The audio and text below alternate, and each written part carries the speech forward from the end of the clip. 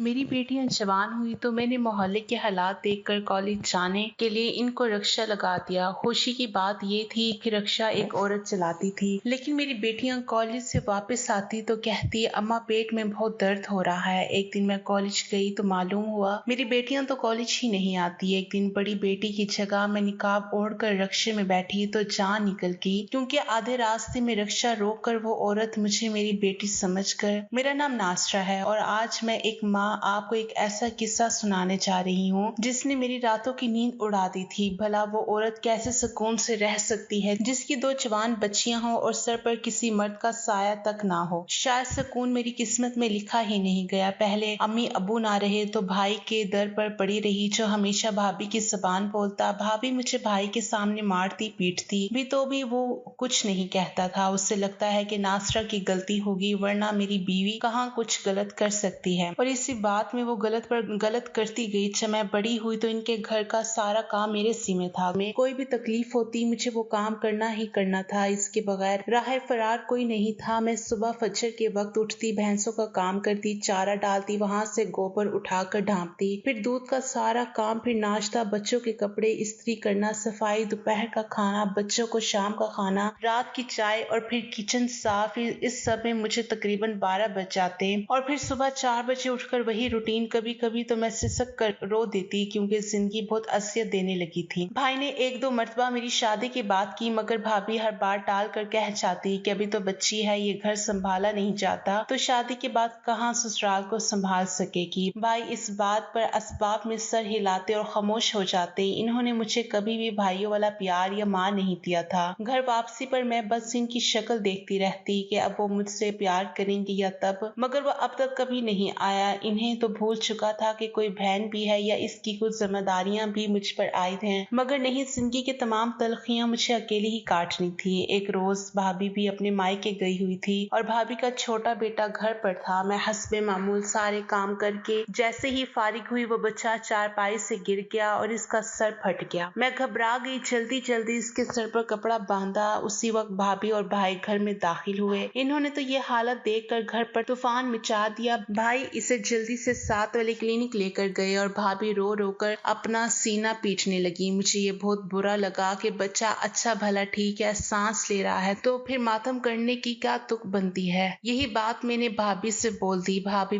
मुन्ना ठीक है, ऐसे तो मत रोए। बस ये जुमला मुझे वहां ले गया जहाँ का तस्वुर भी मेरे सहन में नहीं था। भाभी ने अपना मातम छोड़कर मुझे खुद के वजूद पर रोने की वजह दे दी। उस दिन उस औरत ने मुझे बहुत पीटा, इतना कि पूरे जिस्म पर नील पड़ गए और पूरी रात में दुखते बदन के साथ रोती रही। बच्चा तो 2-3 दिन तक तंदुरुस्त हो गया, मगर मेरे दिल पर जो जख्म लगे वो सारी उम्र वैसे के वैसे ही रहे। भाई आए तो भाभी ने इन्हें भी मेरी शिकायत लगाई, मगर इसने खुद से तब्दीली करके, अरशद देखें आपकी बहन क्या कहती है, मैं माँ हूँ, मैं रो रही थी बच्चे के लिए, और मुझे कहने लगी भाभी बस कर दे ये ड्रामे, अगर वो मर भी जाता तो क्या हो जाना था, आप नया पैदा कर लेती। इस जुमले ने भाई का खून भी घोला दिया और इसने मुझे कमरे में बंद कर दिया। ना कोई फरार, ना ही कोई हमदर्द। अगली सुबह मैं वैसे ही नीम गशी की हालत में फर्श पर लेटी थी जब भाभी ने आकर उठाया, उठो मेहरानी, नाश्ता कौन बनाएगा। बस इस जुमले की कसर बाकी थी। बामुश्किल हिम्मत करते मैं बाजू के बल उठी और खुद को घसीटते हुए वॉशरूम तक ले गई। अगले 5 मिनट बाद मैं चूल्हे के पास बैठी रोटियां बना रही थी जब मुझे चक्कर आया और मेरा बाजू तवे पर लगकर बुरी तरह झुलस गया। वहां भी कोई थामने वाला नहीं था, उल्टा भाभी के ताने शुरू हो गए कि ड्रामे करती है वगैरह वगैरह। मेरा पल पल वहां अज़त में गुजर रहा था और अज़त हद से ज्यादा थी। उस वाक़े को हफ्ता हो गया जब मैं सहन में बैठी गंदम साफ कर रही थी। ऊपर से गर्मी भी बहुत ज्यादा थी, मगर भाभी का बताया काम मुझे हर हाल में ही करना था। तभी बाहर एक माल्टे बेचने वाला आया, जिसकी आवाज सुनकर मेरा दिल माल्टे खाने को ललचार उठा। मैंने छुपके से अंदर देखा तो भाभी सो रही थी। सो चुपचाप थोड़ी सी गंदम एक बर्तन में डाली और बाहर से माल्टे खरीद कर खा लिए। वो फेरी वाला बिल्कुल जवान था और खूबसूरत भी था, मगर मेरे सामने जाते ही वो अपने काम में मसरूफ हो गया और माहिराना अंदाज में मुझे माल्टे दिए। मैंने सोच लिया था इस घर में रहना है तो थोड़ी बहुत चालाकी, झूठ और मकारी से ही काम लेना होगा, वरना भाभी तो मेरी हड्डियों का सुरमा बनाकर वो भी आंखों में लगाने से ग्रेस नहीं करेंगी। यही सोचकर मैंने एक पुराने से थैले में कुछ गंदम छुपा कर रख दिया। अब रोज दोपहर को छुप कर माल्टे खाती। आहिस्ता आहिस्ता मेरी इस फेरी वाले से वाकफियत बढ़ती गई और हम में दोस्ती हो गई। शायद मैं ऐसा कभी ना करती, मगर जितनी कैद और अज़ियतनाक मेरी जिंदगी को बना दिया गया था, कहीं ना कहीं तो मुझे भी फरार हासिल करना था ना। अगर मुझे अच्छा माहौल मिला होता तो शायद मैं ऐसा कभी ना करती और एक अच्छी जिंदगी गुजारती, मगर मेरी जिंदगी को ही गुजारने लायक नहीं छोड़ा गया था। अब भाभी भी मुझसे उकता गई थी। इन्हें मेरा कमरा चाहिए था, बकौल इनके बच्चे बड़े हो रहे हैं और नासरा को स्टोर रूम में शिफ्ट कर देना चाहिए। जहाँ इतनी बातों पर मैंने मुंह से भाप नहीं निकाली, वहाँ चुपचाप मैं स्टोर में शिफ्ट हो गई और उसी कबाड़ को अपना महल बना लिया। अब मैं वाकई काम भी करती थी, मगर वो सब इतने महसूस नहीं होते थे, क्योंकि अब अहमद के मुतल्लिक ही सोचती रहती कि पूरा दिन दुनिया के लिए फेरी लगाता होगा, मगर मेरे लिए वो किसी शहजादे से कम नहीं था जो एक मुकीद शहजादी को छुड़वाने आता है। अहमद के अम्मी अबू नहीं थे, एक बहन थी मेरी जितनी, सो इससे मुझसे शादी पर कोई रुकावट या एतराज नहीं था, जबकि मेरे पास रुकावट और एतराज दोनों ही भाई भाभी की शक्ल में मौजूद थे। मैं चाह कर भी इन्हें इसके लिए कायल ना कर पाती और ना ही भाभी कभी मेरी शादी होने देती। मैंने घर से भागने का फैसला कर लिया और कभी वापस यहाँ लौट कर ना आने की कसम भी खा ली। भाई और भाभी एक शादी में गए हुए थे और मैं घर पर अकेली थी। इन्होंने ना मुझे शादी में ले जाने की जरूरत समझी, ना ही मुझे चाहत थी। सो इनके जाते ही अपने 2-4 जोड़े मैंने एक बैग में डाले। अम्मा मेरे लिए 2 चूड़ियां छोड़ कर गई थी। भाई के अलमारी की चाबी का तो इल्म था, सो वहां से वो चूड़ियां उठाई और बाकी कुछ जरूरत का सामान। उस दिन दोपहर के बजाय अहमद बहुत जल्द सुबह के वक्त ही आ गया था। मैं चूंकि भाई के जाते ही तैयारी करके बैठी थी, बड़ी सी चादर में खुद को ढांपा और चाबी पड़ोसियों को पकड़ा दी कि भाई आए तो इनको ये दे देना। इन्होंने मुझसे पूछा कि कहाँ जा रही हो, तो बता दिया कि घर छोड़कर जा रही हूँ। मेरी बात पर वो हमसाई हक्का बक्का मेरी शक्ल देखती गई, मगर मैं आज खुद को बहुत बहादुर महसूस कर रही थी। हर बात को पसे पुष्ट डालकर अहमद से थोड़ा दूर होकर चलने लगी। तकरीबन 1 घंटे बाद हम दोनों इसके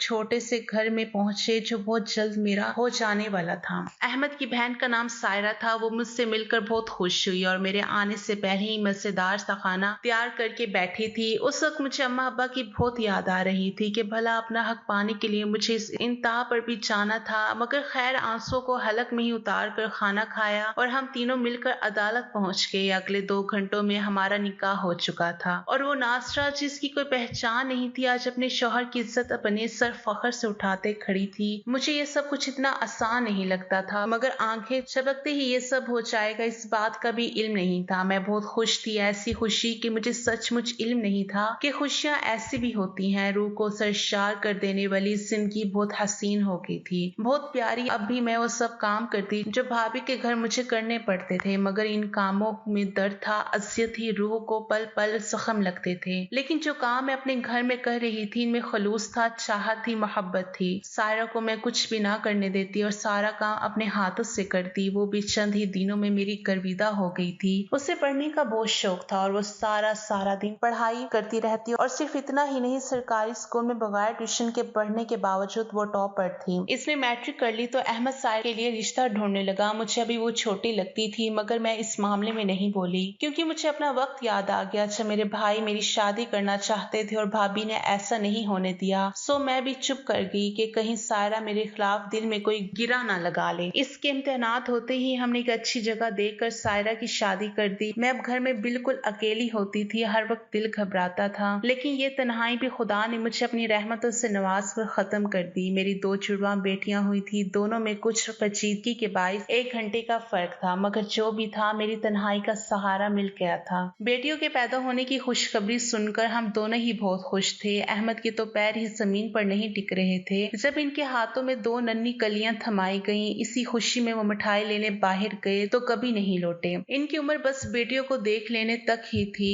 एक तेज रफ्तार ट्रक इन्हें कुचलता हुआ चला गया और वो अपनी आखिरी सांस से सर्द सड़क पर पड़े ले रहे थे। इस अस्पताल में एक नर्स हमारे मोहल्ले की भी थी और मुझे अच्छी तरह जानती थी। ये खबर सुनकर मेरा ज़हनी मफूफ हो गया और अगले 2 दिन तक मैं होश में नहीं आई। इसी नर्स ने मेरी देखभाल की और मेरी बच्चियों को संभाला। बहुत मुश्किल वक्त था वो। अगर अभी भी सोचूं तो पूरे जिस्म में करंट सा दौड़ जाता है और अहमद का हंसता मुस्कुराता चेहरा मुझे धाड़े मार मार कर रोने पर मजबूर करने लगता है। अहमद के बाद जीना बहुत मुश्किल था, मगर इस बात की हिम्मत मुझे अपने बच्चों की जानिब देख कर मिलती। जब इनकी शक्लें देखती तो अदराक होता कि इनके पेट भी पाले हैं। सो चुपचाप जिम्मेदारी का बोझ उठाए सुबह सवेरे घर से निकल जाती। अहमद के जाने के बाद सायरा 2 हफ्ते मेरे पास रह कर गई, मगर पीछे इसका भी घर बार था। आखिर वो भी कब तक मुझे दिलासा देती। ऊपर से वो उम्मीद से भी थी, सो इसे अपने ससुराल जाना पड़ा। पहले चंद महीने तो मैंने डर डर कर गुजारे। रात में कई मर्तबा उठकर अपने छोटे से घर का दरवाजा देखती, कहीं गलती से खुला तो नहीं रह गया। अगर छत पर कभी बिल्लियां भागती तो शोर पैदा होता, जिसके बाद मैं पूरी रात जागते हुए गुजार देती कि आया छत पर कोई ताक लगाए ना बैठा हो। दिन के उजाले में भी घर के दरवाजे को ताला लगा कर रखती। बच्चियां छोटी थी, इन्हें मैं घर पर छोड़कर नहीं जा सकती थी और ना ही कहीं काम काज पर। एक होती तो फिर भी ठीक था, मगर दो बच्चों का साथ बड़ा कठिन था। अपनी माँ की दो चूड़ियां जो मैं घर से भागते वक्त उठा लाई थी, करीब एक सुनारे को बेच दी। वो चूड़ियां अच्छे वक्तों की बनी हुई थी, जिनका मुझे अच्छा खासा मुआवजा मिल गया, जो मेरे इस बुरे वक्त के लिए काफी था। घर में जरूरत का हर सामान तो मौजूद ही था, बस खाने पीने की फिक्र थी। सो मैं इन पैसों में से ही सारा खर्चा पूरा करती। ऊपर से सायरा भी वक्तन फवक्तन मुझे पैसे देती रहती। वो पैसे लेने का मेरा दिल तो नहीं करता था, मगर जब तक बच्चियां बड़ी नहीं हो जाती तब तक मुझे घर रहकर ही इनका ख्याल रखना था। मगर मजबूरी का नाम जिंदगी। मैं नंद की मदद लेने पर शर्म महसूस करती भी तो उसे खुदारी तक ना पहुंचने देती। वो वक्त खींच तान कर गुजारा, मगर गुजर गया। लोगों की हजार बातें, सैकड़ों घूरती निगाहें, जिसको जो बहुतान मिलता बगैर हिचकिचाहट के मुझ पर लगा देता। बच्चियों की माँ थी, सिर्फ चुप करके ही जिंदा रह सकती थी। सो चुप रही। जब बच्चियां साल भर की हुई तो अपनी गली में ही एक घर की सफाई करने लगी। दोनों बच्चियों को सुबह सोते छोड़कर मैं जल्दी से सारा काम कराती और वापस आकर इन्हें खिला पिला देती। इस घर में बहुत कम मिलता था,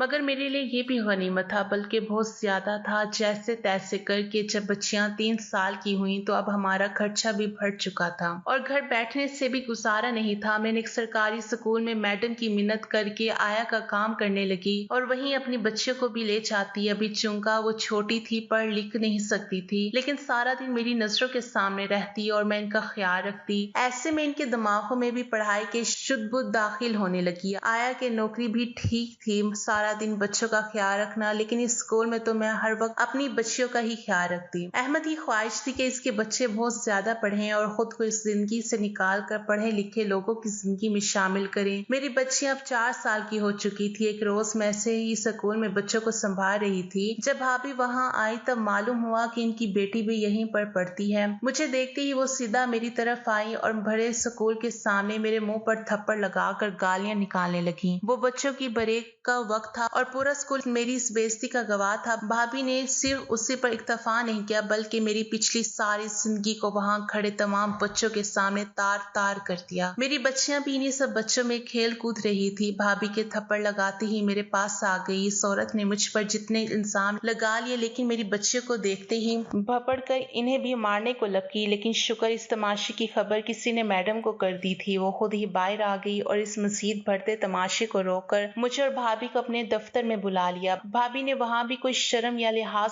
मलहूस खातिर नहीं रखा और चिल्ला चढ़ा कर मेरी किरदार कशी करती रही, जबकि मैं चुपचाप एक जानिब अपनी दोनों बच्चियों को लेकर खड़ी थी। फिर वही हुआ जो होना था। मैडम ने भाभी की बेटी को स्कूल से निकाल दिया। इनके मुताबिक वो ऐसी औरत की बच्ची को तालीम नहीं दे सकती जिसकी माँ को ही किसी तालीमी अदारे की इज्जत का ख्याल ना हो। साथ ही मुझे भी नौकरी से निकाल दिया। अगर वो ऐसा ना भी करती तो मैं खुद ही नौकरी छोड़ देती। मुझे अपनी बच्चियों के लिए सर झुकाने का बाइस नहीं बनना था। मेरे चाहते वक्त मैडम ने मुझसे माजरत की, लेकिन वो भी अपनी जगह दुरुस्त थी। भला उस आया को कैसे रखती जिसका पूरे स्कूल के सामने तमाशा बन चुका था। एक मर्तबा फिर इस औरत ने मेरा सहारा छीन लिया, मेरी बच्चियों के हलक में उतरने वाले छीन लिए। इसे तो और बहुत स्कूल मिल जाने थे अपनी औलाद के लिए, मगर मेरा और मेरी औलाद का क्या। वापसी के कदम उठाते हुए बस इसी तरह के सवाल मेरे सहन में गर्दिश कर रहे थे। चुपचाप घर वापस आ गई। लेकिन यही तो खुदा की कुदरत है, जब आपके लिए एक रास्ता बंद हो रहा हो तो दूसरा खुद ब खुद ही खुल जाता है। शाम को सायरा मुझसे मिलने चली आई। मैंने हमेशा इसकी खूब आवभगत की थी, क्योंकि मेरी मरहुमा अम्मा कहती थी, मेहमानों को अपनी बसात से बढ़कर खिलाओ ताकि इनकी हिस्से की बरकत भी तुम्हारे खाने में दाखिल हो जाए। सो जितने पैसे थे इनसे जाकर मैं कट्टे का गोश्त ले आई और तंदूर से रोटियां बनवा लाई। मुझे ये फिक्र नहीं थी कि कल हम क्या खाएंगे, क्योंकि रिज़्क का वादा खुदा ने खुद किया था। सो ये मेरी परेशानी का हिस्सा नहीं था। भाभी, मैं कुछ कहना चाहती हूँ, अगर आप मेरी बात का मान रखें तो सायरा ने ऐसी बात तो कभी भी नहीं की थी। सो मैंने भी कहा, सायरा बोलो, आज तक तुमने ऐसे तो कभी इजाजत ना मांगी। भाभी, आपको बुरा भी लग सकता है या यकीनन लगेगा, मगर आपकी हालत देखकर मुझसे मुझसे रहा नहीं चाहता। मैंने इसे साफ साफ बात करने का कहा कि बिला वजह पहेलियां मत बुझवाओ और जो कहना चाहती हो वो कहो, जिस पर वो धीरे से बोली, भाभी आप शादी कर लें, मेरी नजर में रिश्ता है। सायरा की इस बात पर मैं जहाँ थी वहीं साकत हो गई। भला अहमद की जाने के बाद मैं किसी और से शादी की ख्वाहिश कैसे कर सकती हूँ? देखो सायरा, तुम मेरी पूरी जिंदगी से वाकिफ हो, मगर मैंने ऐसा कभी नहीं सोचा है, ना ही मुझे कोई ख्वाहिश है। मैंने खफकी से कहा, मुझे हकीकतन इसकी बात से दुख हुआ था। भाभी मुझे पता चला जो कुछ स्कूल में हुआ, उधर एक उस्तानी मेरे मोहल्ले में रहती है, अपने बच्चे को इसके पास ट्यूशन छोड़ने गई तो इसने बताया, इसलिए मैं भागी भागी आपके पास चली आई। अब आपके मायके वाले इसी शहर में रहते हैं, बहुत बार इनसे आपका टकराव भी होगा, फिर ऐसे में अपनी बच्चियों की अच्छी तरबियत कैसे कर सकेंगी आप? सायरा की बात में दम जरूर था, मगर मैं दूसरी शादी करके अपनी बच्चियों के मुस्तकबिल का खतरा नहीं मोल ले सकती थी। जो भी था जैसे भी था, मुझे इस तरह रहना था। सायरा तुम्हारी बात तो दुरुस्त है, मगर मैं शादी नहीं कर सकती। हाँ, अगर कभी दूसरे शहर मुंतकिल होने का मौका मिला तो एक लम्हा जाया नहीं करूंगी, लेकिन मुझे माफ कर दो, मैं तुम्हारी इस ख्वाहिश का मान नहीं रख सकती। मेरी बात पर वो चुप हो गई और घर वापस चली गई, लेकिन अगली सुबह वो घर दोबारा मौजूद थी। देखें भाभी, जब इंसान उजले दिल से कुछ करने का अहद लेता है तो कुदरत उसके लिए खुद रास्ते बनाती है। मेरे शौहर को इनके जानने वाले ने एक औरत का कहा है जो डे केयर में बच्चे को संभाल सके, उसे वही रिहाइश मिलेगी और तनख्वाह भी गुजारा लायक है। मगर सबसे अच्छी बात यह है कि नौकरी दूसरे शहर में। अब आप एक दफा वहां चली गई तो देखेगा मजीद रास्ते भी खुल जाएंगे। मैंने रब का शुक्र अदा किया और अगले रोज ही हम दूसरे शहर में थे। अब तो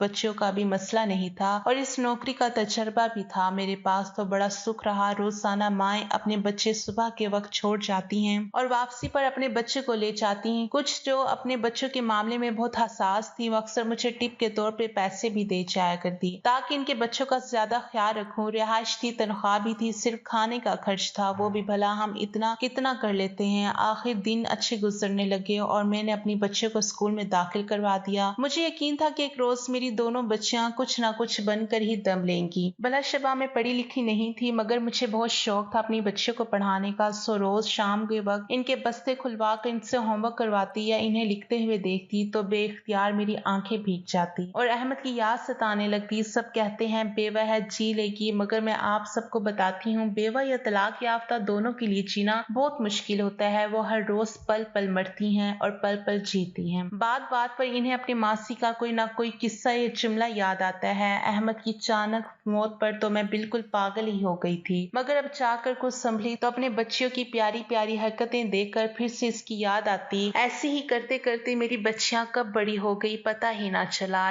स्कूल के बाद मैंने इनका दाखिला कॉलेज में करवा दिया। मैं अभी भी वहीं काम करती थी। अहमद का घर मैंने सायरा को दे दिया था। मैं कैसे इसकी चीज पर अपना हक जमाती? इसके शौहर ने कारोबार करना था, सो इसे भी जरूरत थी। मेरी बच्चियां तो बड़ी हो गई, मगर मेरी तनख्वाह सिर्फ चंद 100 रुपए के बढ़ने के बाद वहीं की वहीं थी। साथ ही अखराजात और महंगाई ने भी नाक में दम करके रखा था। कॉलेज वहां से दूर था, सो मैंने इन दोनों को एक रिक्शा लगवा दिया। रिक्शे की सबसे अच्छी बात यह थी कि ड्राइवर एक औरत थी जो बच्चियों को घर से ले जाती और घर ही आकर उतारती। किराया भी इस औरत का बेहद मुनासिब था। इन बच्चियों ने कॉलेज जाने के बाद कभी मुझसे पैसे नहीं मांगे थे। जब भी मैं इन्हें पैसे देने की बात करती तो वो कहती कि उस्तानी इनसे पर्चे चेक करवाती है और बदले में पैसे देती है, इसलिए इन्हें पैसे नहीं चाहिए। मुझे अपनी बच्चियों पर बहुत फख्र होता क्योंकि रोज ही वो थोड़े बहुत पैसे मुझे भी ला कर देती थी। घर वापसी पर इनकी कमर और टांगों में बहुत दर्द होता था और वो आते ही सो जाती थी। पहले चंद दिन तो मैंने थकावट समझकर नजरअंदाज किया, लेकिन ये तो रोज का मामूल था। मुझे अब हैरत होने लगी कि भला ऐसी कौन सी थकावट है जो उतरने का नाम ही नहीं ले रही और 3 माह से मुसलसल इनके सर चढ़ी हुई है। बच्चियां पहले जो थोड़ा बहुत काम कर लेती थी, अब तो वो बात बिल्कुल ही खत्म हो गई। सारा दिन बेहोशी की हालत में नींद पूरी करती रहती है। ऊपर से अजीब बात ये थी कि 3 माह से इनकी उस्तानी के पर्चे ही नहीं खत्म हुए थे और वो रोज इन्हें कुछ ना कुछ पैसे दे देती थी। अब मुझे पैसों वाली बात पर शक होने लगा तो मैं इनके कॉलेज चली गई, लेकिन वहां जाकर मालूम हुआ कि बच्चियां तो कॉलेज आती ही नहीं। ये सुनकर मेरे कान साएं साएं करने लगे। कॉलेज नहीं जाती तो कहाँ जाती हैं? मैंने पर्चों वाली बात पूछी तो उस्तानिया हंसने लगी कि भला अभी कॉलेज में आए हुए 3 माह हुए हैं, इन बच्चों को तो क्यों इनसे पर्चे चेक करवा के अपनी नौकरी को खतरे खतरे में डालेंगे। वो पूरी रात में जागती रही, मुझे किसी पल भी सुकून नहीं मिल रहा था। बच्चियों से मैंने कुछ नहीं पूछा कि शायद वो मुकर जाती। मैं सब कुछ अपनी आंखों से खुद देखना चाहती थी। न जाने जब आप किसी शय का इंतजार करते हैं तो वो इतनी दूर क्यों हो जाती है। वो सुबह भी बहुत मुश्किल से हुई थी। मैंने बड़ी बेटी को छुट्टी करवाई कि आज मेरी जगह डे केयर तुम चली जाओ। मेरी बात पर वो हिचकिचाई मगर फिर चली गई। मैंने इसकी जगह निकाब ओढ़ा और छोटी बेटी को लिए रिक्शे में आ बैठी। मेरी तो जान निकल गई जब औरत ने आधे रास्ते में रिक्शा रोक दिया और मुझे खतीजा मेरी बड़ी बेटी समझकर एक प्याला थमाया। मैं हैरानगी से इस प्याले को देख रही थी। छोटी बेटी को कुछ भी बोलने से मना कर रखा था और वो इस तरह भी हालत में बार बार उंगलियां मरोड़ रही थी।